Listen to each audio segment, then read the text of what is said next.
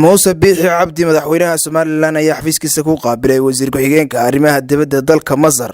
Mr Hamdi Sanad oo boqosho ku jooga Somaliland waxaana kulankaasi laga wada hadlay adkeynta xiriirka labada dal ee Somaliland iyo Masar taariikhda faaca weyn ay wadaagaan labada dal arrimaha ganacsiga xoolaha iyo kalluunka waxbarashada iyo isdhexgalka labada shacbi sidoo kale madaxweynuhu waxa uu uga mahadnaqay dawladda Masar taageerada ay Somaliland ka siiso waxbarashada gaar ahaan dhinaca macallimiinta oo hagarbaxay sidii ay ardayda Somaliland wax u bari lahaayeen kulanka madaxweynuhu la qaatay wasiir ku-xigeenka waxa ku helinayay madaxweyne ku-xigeenka Somaliland mudane Cabdiraxmaan Cabdullaahi Ismaaciil Selici wasiirada horumarinta caafimaadka xanaanada xoolaha horumarinta kalluumaysiga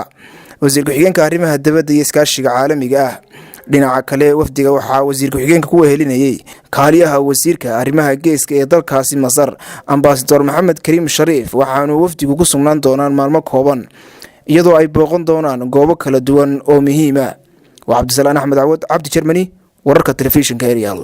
Hargeysa